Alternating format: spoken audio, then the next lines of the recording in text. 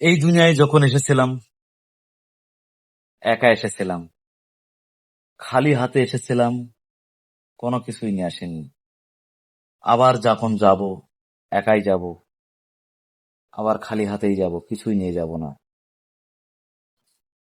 তাই আজকে এই জমি আমার, এই গাড়ি আমার, এই বউ আমার, এই মেয়ে আমার, এই ছেলে আমার, এ মা আমার, এ বাপ আমার, এ ভাই আমার, দাদা আমার, দিদি আমার, বন্ধু আমার, এসব হচ্ছে মায়া। মায়া, এই মায়ার থেকে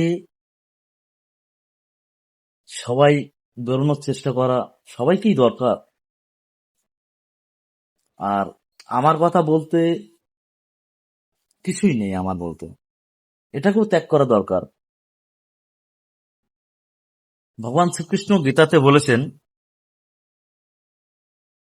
তোমার কি হারিয়েছে এই দুনিয়াতে, যার জন্য তুমি এত কষ্ট অনুভব করছো?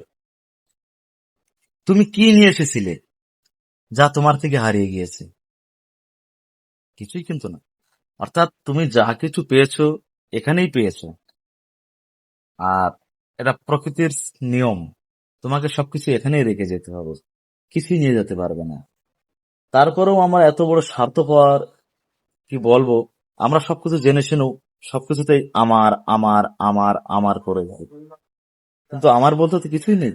আজকে এই যে দেহটা, যাকে আমি এত যত্ন করছি, একে খাওয়াচ্ছি, স্নান করাচ্ছি, সাবান, শ্যাম্পু, দামি তেল, দামি পারফিউম সবকিছু লাগাচ্ছি, সেও তো সাথ দেবে না, সেও ছেড়ে দেবে। তাহলে আদর জিনিসকে, ভিতরের আত্মা, আত্মা স্বরূপ ঈশ্বর। তাহলে গুরুজন ব্যক্তিরা যেগুলো বলেন যে পরমকে জানো, অর্থাৎ নিজেকে জানো, এই কারণেই বলেন তারা যে নিজেকে জানো।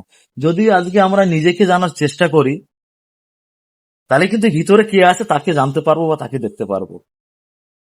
তো আজকের ভিডিওটা আমি এতটুকুই বলবো, এর বেশি কিছু বলবো না। যদি আপনাদের ভালো লাগে, পাশে থাকবেন, সাপোর্ট করবেন, একটু লাইক, শেয়ার, কমেন্ট করে দেবেন। জয় হিন্দ, জয় ভারত, জয় শিব শক্তি।